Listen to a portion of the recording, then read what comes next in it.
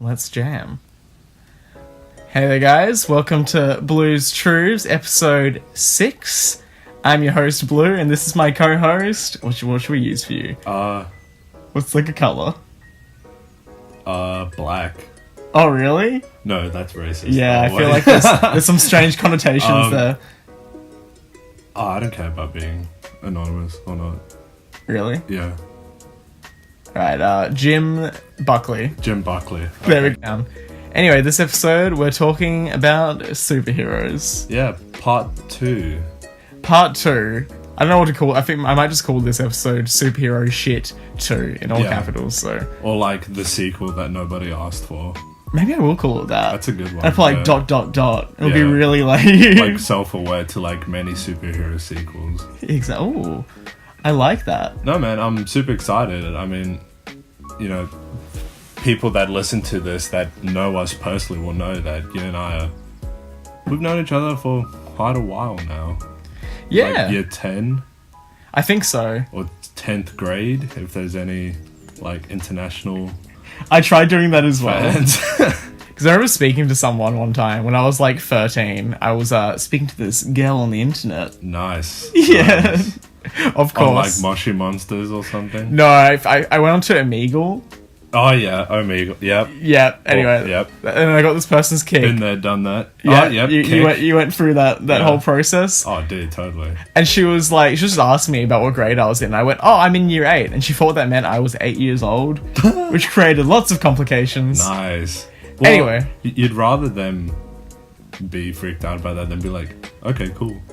Yeah, that would be an issue. Because realistically, it probably was a 45-year-old man speaking to me. You look back now and, yeah, no, like, it's moments like that you wish the internet did not exist. When you were at a very impressionable age. Yeah, absolutely.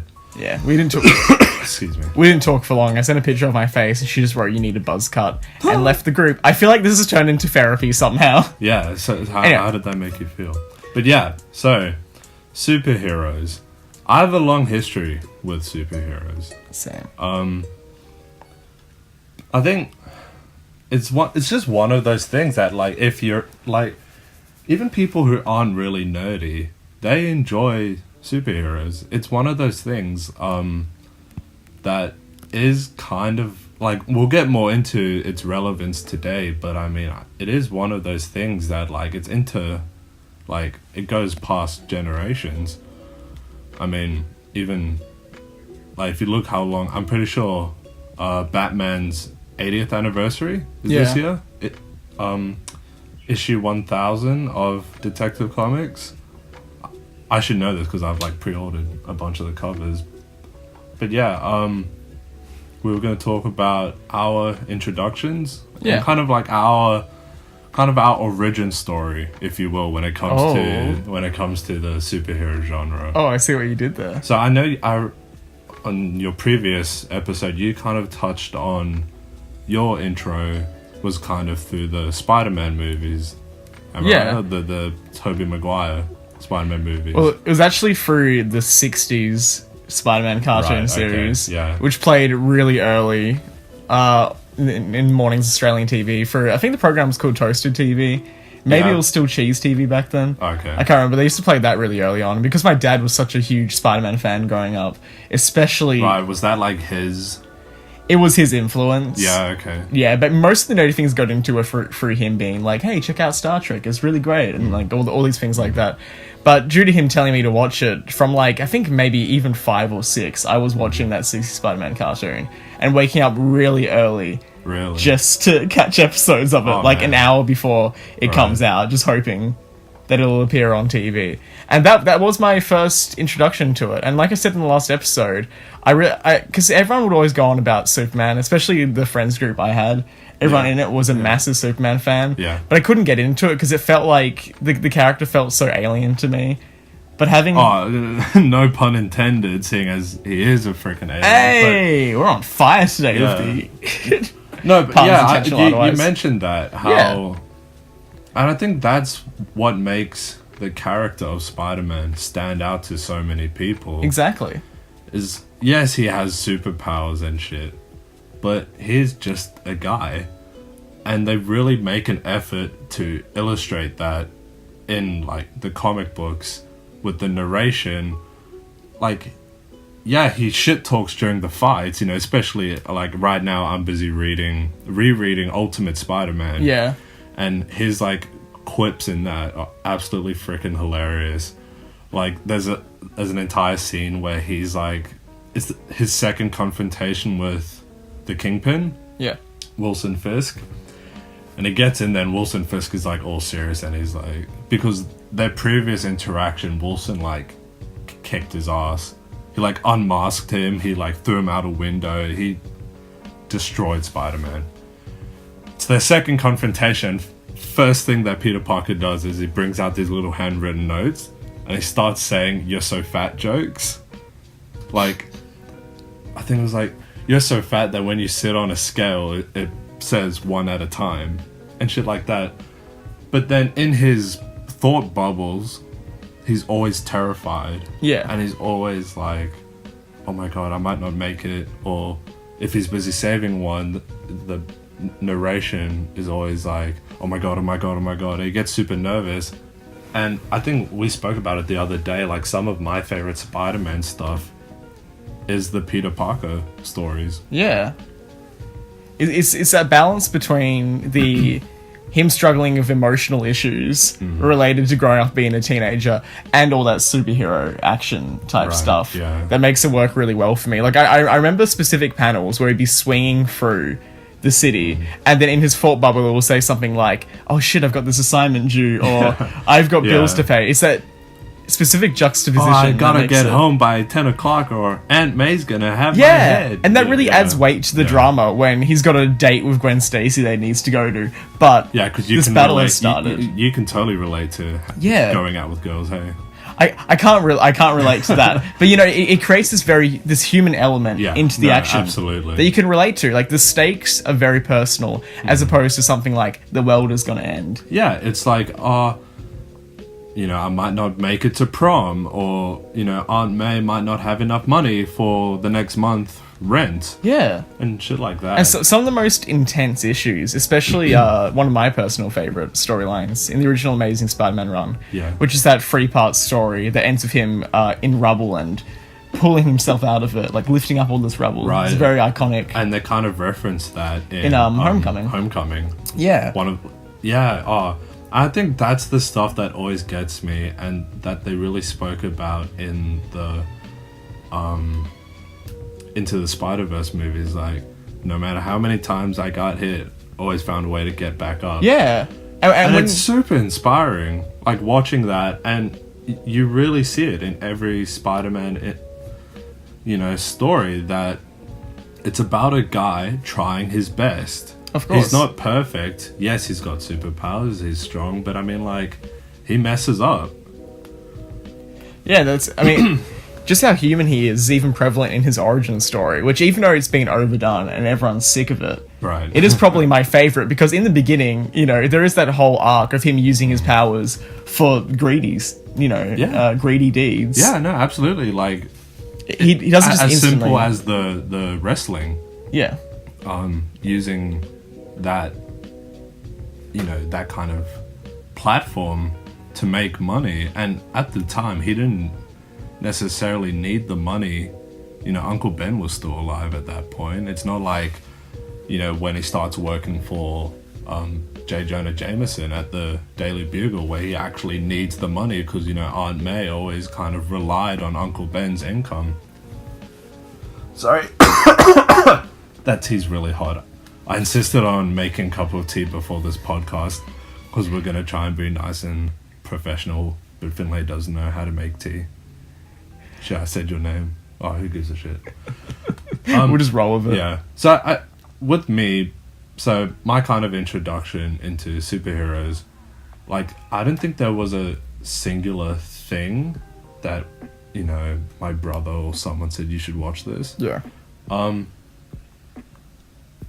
Because we had these people living next to us when I lived in South Africa. I was, you know, probably brought it up, but I was born in South Africa, and we had these neighbors who, her kids were about like 10 years older than us. Yeah. So every time and we couldn't really like afford a lot of cool stuff. So every time they got older, the mom would give us like their old shit. Yeah, just their leftovers. Yeah, and one day, like, she brought in, like, I remember sitting in my room, which I shared with my older brother, and my mom came in, she was holding this cardboard box just filled with VHSs. We had, like, a few, like, we had, like, Beauty and the Beast and, like, random shit on this little square TV.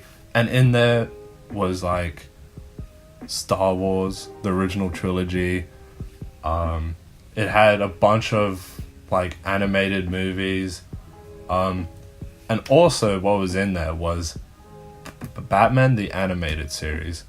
Now, for many people, especially of kind of our generation or a bit older, that was their, if you ask, like, most seasoned Batman fans, like, what was your introduction to Batman? Most of them would say Batman the Animated Series. Yeah. So that was kind of my introduction to that. Like, I watched that show, like, over and over again. And then, so, thing you need to know about South Africa is that they're kind of 10 years behind on the rest of the world. So, eventually in, like, 2005, we eventually got, like, a DVD player. Yeah. Or a bit later. And then, like many other people, I got into the Sam Raimi Spider-Man movies. Lots of people like to shit on them, but I feel like it's really had a bit of a comeback lately. Like, if you look at all the memes of, like, Spider-Man 2. I kind of love that everything Spider-Man, like, every Spider-Man property, like the original TV series, like I said, from the 60s, has sort of come back as a meme, because it has this legacy now that keeps it going. And I look back on these and I'm like, yes, I don't have to feel as guilty about liking these things anymore. But the Sam Raimi Spider-Man movies have always had a special place in my heart. Yeah, no, and I think they hold up really well. I think when Dark Knight came out, it kind of blew everything else out of the water. Right. It became this new, what should I say? There's literally a spider directly behind my head. Welcome to Australia. Yeah, exactly. Well, I'm just going to let him... There's a spider literally, like, crawling on the wall right next to us. I'm just going to let him crawl down. Yeah, it's alright. In Australia, you learn which ones are dangerous, which ones aren't. These ones are fine. Which ones are, like, edible, which ones are, good for pets. Yeah, of course. When... That became the new standard. Yeah, Dark in, like, Knight. 2008, I mean... I was a huge fan of the X-Men movies. You mentioned that you never watched them. No, I never got into X-Men. No, now, because I was also really into, like, the various X-Men animated shows. Yeah. Like the 90s X-Men, and surely you'd seen the Wolverine and the X-Men. They used to play it on, like, ABC3. I'd seen it. I never had much of interest in it. Oh, man. Steve Bloom voices Wolverine. Oh, yeah, he does too. Yeah, no, I'm very aware of that. Oh, man. He's so perfect. Yeah, no, like, when I read Wolverine comics, I hear Steve Bloom. It's absolutely amazing. Like, I think that's the best compliment you can give to a voice actor who's voicing, say, a comic book character. Like, a lot of people credit Mark Hamill, like, when they read Batman. That's literally what I was just about to say. Yeah, like, they think of Mark Hamill's voice when they read the Joker. But yeah, so with the X-Men movies, like, at that point, anything with, like, superpowers, I would fucking devour. The thought of that was just awesome. And anything like that, video games, comic books, I was like, okay, give it to me.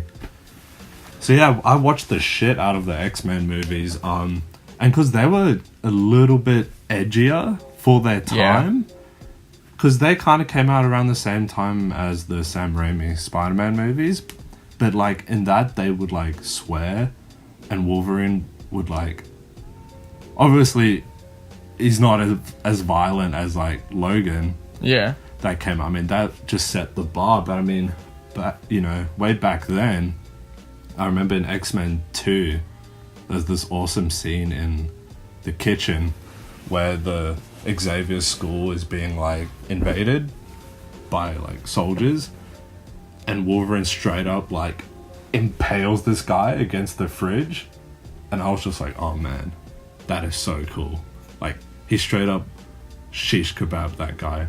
See, you mentioning edgy reminds me of why I think the Sam Raimi movies aren't really looked at with as high esteem as they used to, because since then, more adult, more narratively complex superhero movies have come out, making these movies, which are very much filmed and narratively done in the style of a comic book, where they are very campy and self-aware. Yeah, exactly. That they are a comic book. Yeah, and that's exactly what I love about them, because they feel like they're straight out of the pages of a Spider-Man comic. And there are certain scenes, like in Spider-Man 2 when Peter chucks away his costume. If you look at that and compare it to the panel where that actually happens, a lot of care has been taken to recreate that feel. Yeah. And I think just because they are just these very fun, sort of simple in a way, goofy movies, people look at these and compare them to, I guess, The Dark Knight or Logan now and go, oh, they don't really hold up so well. But they're charming as fuck. And I especially love Tobey Maguire's portrayal of Peter Parker in these. Yeah, Tobey Maguire gets a lot of shit for his Spider-Man portrayal. I think he maybe wasn't as witty as what we imagine Spider-Man to be like when he's in the suit. But for the most part, oh man, he was Spider-Man. Yeah. I mean, all it takes is watching Spider-Man 2 and seeing the character arc he goes through. Oh my God. And you realise Tobey Maguire was very special in that role, and he feels incredibly human. And he's easy to get behind. Yeah. The way he portrays a nerd is just perfect. Yeah, he's especially so for that time. Awkward. He's got all the mannerisms down pat. Yeah. But he's very likable in that same way. Yeah, like, not nerdy in a way that's pathetic. No, not at all. Like the squeamish little nerd. But just a guy who's just, a bit... a bit of a doofus. Bit of a goose. Yeah. Bit of a goose. I mean, like, it's not like your typical high school situation. I mean, he literally straight up talks to, like, MJ. And Harry was supposedly, like, the most popular guy at school. And Harry was his, like, best friend. Yeah. So really kind of... And I think it's easy to compare now, obviously, movies like The Dark Knight and these superhero movies that have come in the past few years, and like look back and kind of compare the two. But I mean, if you think back in like 2000 or whenever the first Raimi Spider-Man movie came out, what was there to like? That was the first like Marvel, maybe the first Marvel live action movie. Maybe? Yeah, I wouldn't say it's the first, because like I said in the last episode, there have been a few goofy things here and there, like the 70s Doctor Strange movie and the like. But this was definitely the first... but I mean like first like proper them actually trying to make like a superhero movie. Yeah, I mean, you can credit this movie for the superhero boom that we have today in terms of live action movies, because this definitely... This set the bar. This came out and people watching it and going, this is actually, very engaging, even for people that haven't read the comics. This has got mainstream appeal, and that's exactly what started it. From then on out, we got more and more superhero movies. Because I mean, obviously, we had like the like Tim Burton Batman movies. Yeah, which were successes as well. But Spider-Man, I guess the Tim Burton movies were very dark. I said this while we were watching them. I didn't really understand what the audience for it was meant to be. Yeah, and I think also because superheroes kind of went like they weren't that popular in the 90s. I mean, Marvel was like bankrupt at the time. That's why they sold all their characters.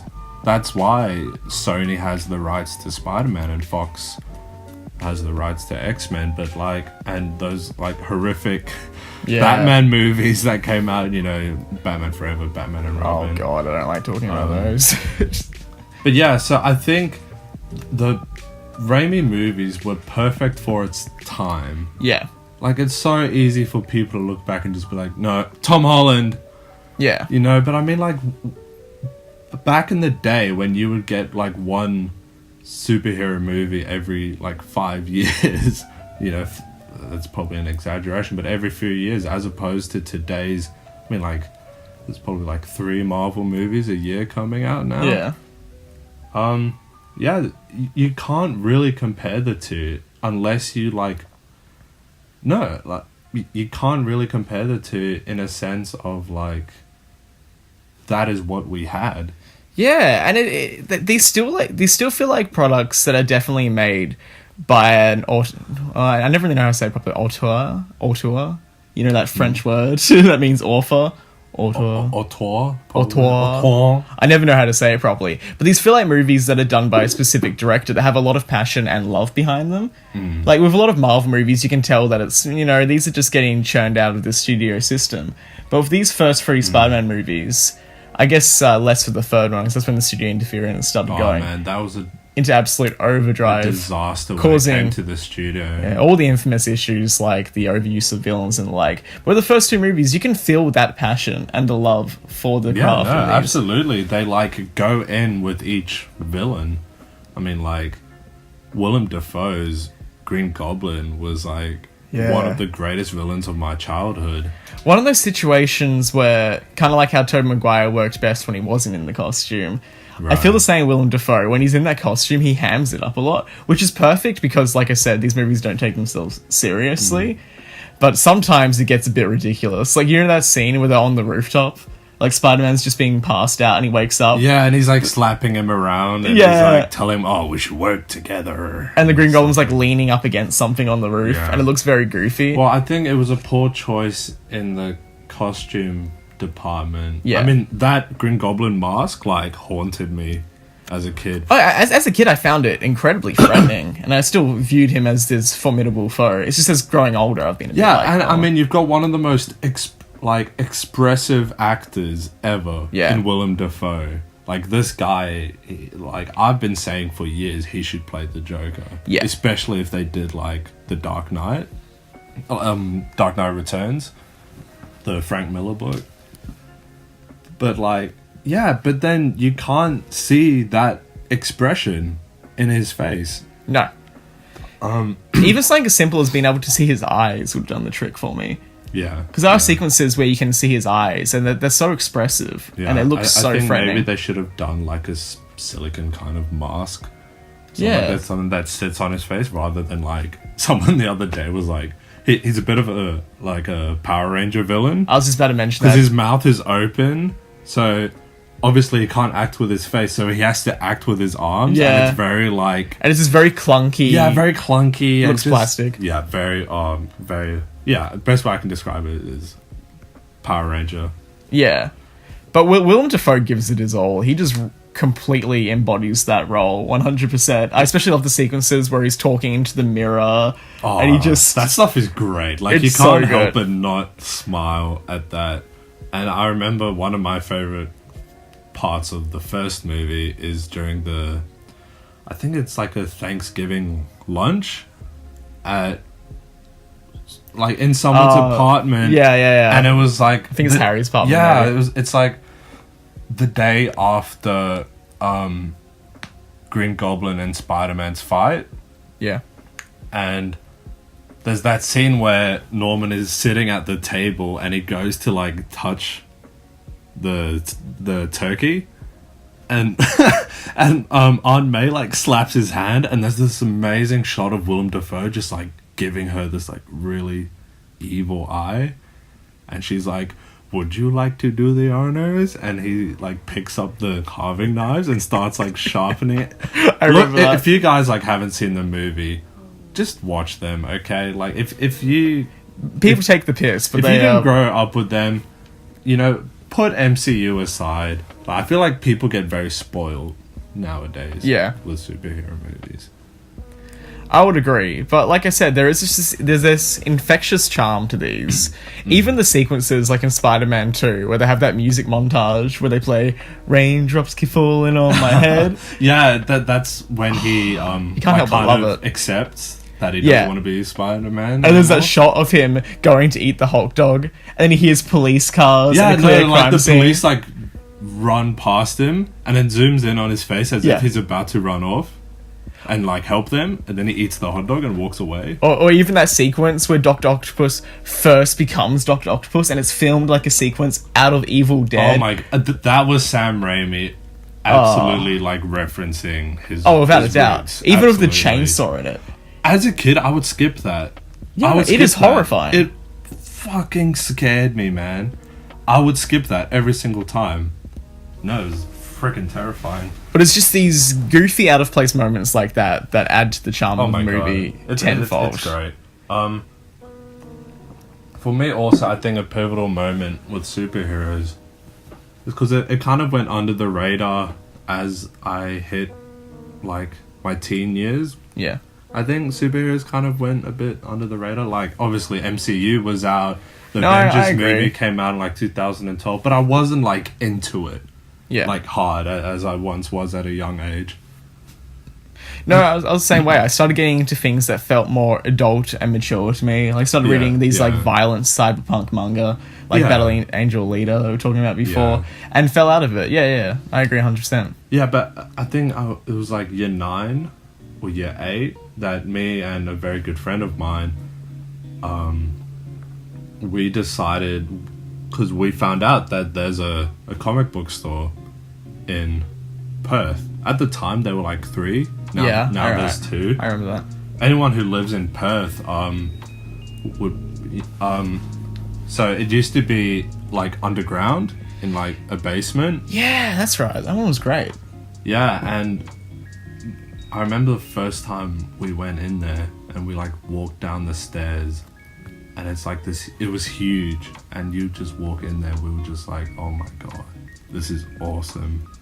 I remember the first book I ever purchased at that store, probably the first comic I ever like bought properly, like going out to buy a comic, was Batman the Killing Joke.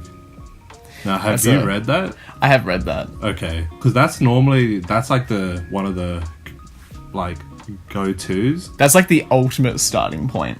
Yeah. Well, a mutual friend of ours, I won't say her name, but she's, quite nerdy.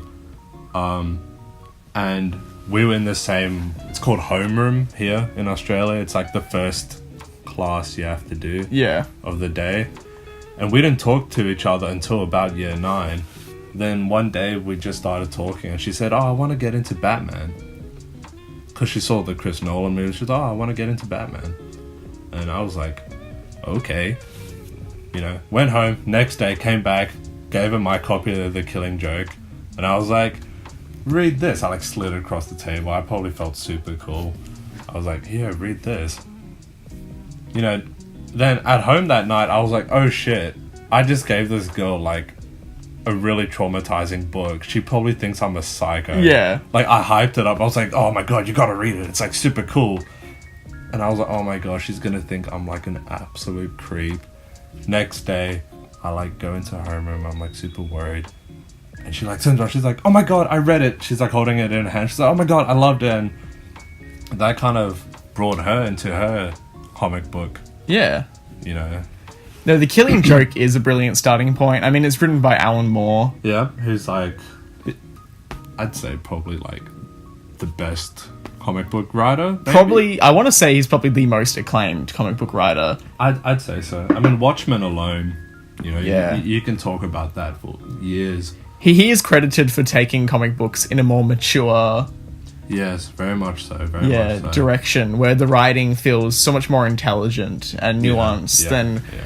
I mean, there were obviously instances of it before, but he very much brought this idea into the mainstream. Well, it was during that time. I mean, there was a 10-year period when you had books like Dark Knight Returns, Watchmen, the Vertigo Company Yeah. was busy making new, like, really gritty books. So yeah, it was a really crazy time for comic book fans. I view that instance as the golden age, Right. when all these gritty original IPs were coming out, and a lot of them had As social opposed to the satire, actual superhero. golden age that people refer to. Yeah, of course, which I never viewed as, after Gwen Stacy dies in that Spider-Man issue is when I view comic books as something special. Because that's when they started taking risks It's and they got a bit darker. We're gonna kill people. Yeah, and the stories started feeling much more adult and mature in numerous different ways. Yeah. For sure, yeah. I mean, my first introduction to actually buying comics was probably around when I was 7 years old, because in Fremantle, they actually had this comic store there. Really? And I remember the guy making a comment, like, a week before it shut down, where he was like, I think you're my only customer. What? And I like to think he was joking when he said that, but Yeah. looking back on it, I'm like, ooh. Dude, that's Maybe so he's telling the sad. truth. I've been saying for ages there needs to be a comic book store in was the in this Fremantle area. really bad area. It was like in this plaza that had homeless people sleeping just God, outside of it. yeah. And it didn't feel like a safe place for a 7-year-old to go. But I always go in there with my dad, and I would just flick through these stacks of comics, and anything that had Venom on the cover I would buy. Right, But yeah. that was my first introduction. I remember the guy behind the counter telling me, like, oh yeah, make sure you keep your comics in a slip. So it started becoming a part of it for me as well, making sure they're kept safe, because you never know when they're going to be worth something. Well, they're going to be worth a lot. Even though I know that I'm never going to get rid of the comics that mean something to me, no matter how much they're worth. But that was my introduction to the culture. It became a thing where every weekend I would save up like $5 or $7 and go out and buy a 20-page comic and just read it again and again. Well, for me, I had no idea that you could, like, go out. I had no idea that, I thought comic book stores were a thing of America. Yeah. Like in stuff like Big Bang Theory, they're always going to the comic book store. Oh, yeah, of course. And I was just like, man, that would be so cool. I thought it was just one of those things that we did not have. Didn't have in Australia. That we just do not have. So we would always go to the library, like once a week. That was one of, like, my favorite things. It was like an excursion for us. Yeah. Once a week, we would all go to the library, my mom, my brothers, and we would get, obviously get books. What else do you do at a library? And then there was a graphic novel section that they had there. So when I say, like, Killing Joke was the first comic I ever bought, that wasn't, like, when I first started reading comics. No. Because I had read The Killing Joke through that library. That library had, like, a lot of really good stuff. That was, like, the first time I read stuff like Frank Miller's Batman Year One. Yeah. They had some random Spider-Man stuff in there. Spider-Man Blue that you read recently. Yeah. By Jeff Loeb. They had there. Just stuff like that. Dark Knight Returns. So a lot of the essentials there. I was super lucky. But they had a lot of crap there as well. But I just read it anyway. And then I realized, holy shit, there's an actual store that you can go and, like, own these things. Yeah. And I still have those comics. I still go to the comic book store, like, less now, because I like to buy other stuff, but I do, I don't mean to toot my own horn, but, like, I do have a lot of comics now, and it's getting a bit much. And I'm not huge into, like, continuity stories that kind of take place in the larger scheme of things. I feel the same way. Most of mine is just, like, standalone graphic novels. No, especially in the superhero universes, you kind of have to go for the standalone. Yeah. Because the continuity is so convoluted. Oh my god. And especially if you want to get someone into it, that's why choosing The Killing Joke is such a good idea, because it is a standalone story. Well, that's why I think... It feels separated. That's why I think the character of Batman is such an accessible and easy character to get into, because you can read all those graphic novels without really knowing that much about Batman. Yeah. Ones like Long Halloween, Year One, excuse me, Dark Knight Returns. You can read those without really knowing that much about the character or the continuity. Because, I mean, sure, like, Justice League members, like, show up here and there, but you don't really need to know what's going on. No, and I feel like you don't really have that kind of leisure when it comes to Marvel's comics. But I think Marvel's formula of making the characters flawed and relatable in very human ways completely makes up for that for me. I mean, even the original Fantastic Four comics, they have characters that are vain or they'll bicker with each other. It was that very human formula to it that made them so special, and it was something that I recognized even from a young age, like, oh, this is incredibly relatable material. But DC's storytelling and the way they do gritty sort of thriller noir stories is also something special. So I don't know, it just depends on what you're going for. That's why I've always been drawn to DC is they came into my life just at like When you're looking for something more mature. like at the perfect time, you know, at that gritty age of 13. Yeah, where you feel like everything you read that has violence in it is very deep and Oh man. interesting.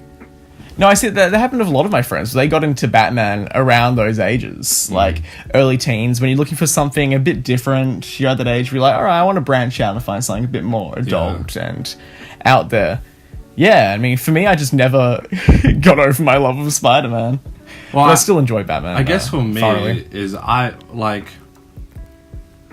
you know, not saying that there isn't an abundance of Batman movies and Batman TV shows, because there is so much. Yeah, of course. But I kind of felt I was getting my Marvel fix out of the movies. Yeah. I was like, I don't really need much more than that out of the MCU. I was like, well, I don't really need to go out and read an Iron Man comic or a Captain America comic, because I've got these Marvel movies. So I guess that's why I've always kind of just not really gone into Marvel comics as much as I maybe should. My main Marvel guys would have to be like X-Men, Spider-Man, and Daredevil. Yeah. Those are like the comics that I legitimately have read a bunch of series. I mean, Daredevil is absolutely wonderful. And oh man, he's the Batman of Marvel. 100%. I can't help but sense a DC influence on those stories. Absolutely. And it's got, you know, crossover with writers like Frank Miller. Oh, well, Frank Miller's credited as writing, like, the best Daredevil run. Yeah. And some of the best, like... And some of those Daredevil stories that he's written are credited as some of the best Marvel stories ever written. Yeah, I would agree. And Frank Miller can also be credited for writing some of the best Batman stories, too. Oh, absolutely. Yeah. Regardless of his, like, insane past few years, like... Yeah. God, that man has written some great stuff. Like, really... Ask any, like, Batman or, like, guy who's really into his comic books, like, a guy who really changed the game when it came to Batman comics. Frank Miller, man. 100%. 100%. I mean, I guess it's probably took it in a direction where people felt like they could take comic books far more seriously than they could before. There's definitely a large literature influence in a lot of Frank Miller's works. And I especially love how he does dialogue, where people will fumble and make mistakes. Right. Right. I'm not a huge fan of his talking. What? I forgot the word. Dialogue? Oh my god. Yeah. But I am a huge fan of his, like, narration. Like, in The Dark Knight Returns, his Bruce Wayne's narration is some of, like, that's the stuff I kind of, like, I don't really read Dark Knight Returns for the art. I'm not a huge fan of Frank Miller's art. I really love the art. Yeah, well, maybe I'm in the minority. I think you are, but I mean, like, look, it's cool, but I always think, oh, this would look so much cooler if someone else drew it. But I think it kind of suits the grit of that story. Yeah.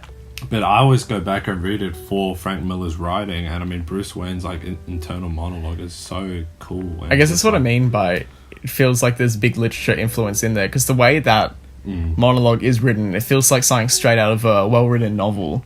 Or like a detective novel, yeah, like exactly. A noirish thing. He talks about, like, you know, like the city, the rain, and all that kind of noir shit. Yeah, exactly. And noir and Batman just go hand in hand. And that's why I love the artwork as well, because the artwork is very shadow heavy. Yes. And it very much keeps up with that noir style. Well, 100%. Have you ever looked at his solo series called Sin City? Yeah, 100%. Sin City, the noir influence on that is just... it's impossible not to see. Yeah. No, but I mean, like, the art in that, I'm pretty sure it's only lit by the shadows. Yeah. So when he draws a character, you will only see portions of them that are in light. Yeah. It's super cool.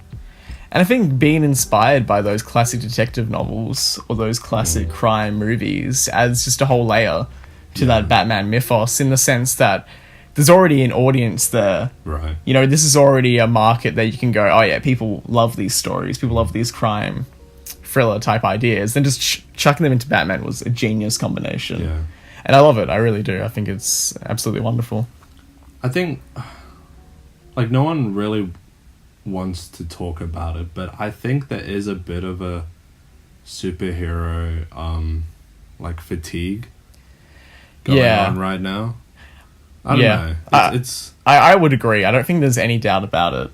Yeah. Just the amount... I'm feeling it. Absolutely, I'm feeling it. In the beginning, when they released Marvel movies, like you were saying, even with the Sam Raimi Spider-Man ones, because it felt almost rare in a way, you'd go out of your way to see whatever you could see. Like it was a gift. Like, we are bringing you this Marvel movie. Whenever a movie came out, I'd go out of my way to go and see it. But now, because there is such an overwhelming amount of Marvel material being released, there's part of me that instead of going, I need to see this, I'll be like, alright, so what we got Ant-Man and the Wasp coming out, then we also have this other movie, and I start prioritizing which ones I want to watch and skipping out on some. But then you're worried that, like, am I gonna miss something, because it's all part of the they all picture. Fit into the same. And I mean, like, I think I mentioned it earlier, there's like 6 superhero movies coming out every year now. Yeah, and it's too much, and they're very much following a formula now. Oh, absolutely, especially Marvel. You'd be watching the cinemas and you can predict where these storylines are going, which is so disappointing. And what's sad, I think I'm one of the few people that was like still holding on to the DCEU being good. Yeah. I was one of the few people that like, no guys, it'll get there, they'll find their feet. And I apparently they are now. I mean, Shazam is doing really well, Aquaman did really well, but Wonder Woman did quite good as well. Yeah, but I'm just like, how crazy is it that we live in a world where a Justice League movie was terribly received and an Aquaman movie made like $1 billion? I know. Like, if you told me that as a kid, I'd be like, fuck off, Aquaman's a loser, you know? I used to always make fun of Aquaman. That was like my go-to. Like, super cool. Yeah. They really improved that character through the casting, and even the design of the costume looks so much better. I mean, when your main superpower is talking to fish, get the fuck out of here. I think they reference it in Shazam, like the one kid. I haven't seen it, but there was like a clip that popped in on my feed. Like, the 2 kids are talking about Aquaman, and the one kid says how like lame he is. Yeah. But then the other one is like defending him. But yeah, I mean, look, something like, it's kind of how I feel about Star Wars. Yeah, there's definitely a fatigue of Star Wars as well. I'd agree with that. You know, but then again, we will always have, like, you get those people online that are like, oh, I quit the franchise. Yeah. Like, dude, you will always have those stories that you loved. Like, look, I wasn't a huge fan of The Last Jedi, but I will always have the original trilogy, you know, the various spin-off stories that you can read, or I'm a huge fan of the Clone Wars TV show. Yeah. Like, you will always have those stories, and, you know, some people like them. Let them enjoy it. Doesn't mean you have to, like, tamper with their experience with it. You know, there's not much you as an individual can do about it. Yeah. Just enjoy what you enjoy and let other people enjoy what they enjoy, you know? I think it will get to the point where people get overwhelmed and they will stop being as passionate. Yeah. And especially is becoming the case with Star Wars, where I guess a lot of the hardcore fans, we're just getting sick of the amount that's being released. But with Marvel, I just wish they would take a break every now and then and spend more time on developing the story, or maybe... Well, one thing I hope with Endgame is that they kind of stop.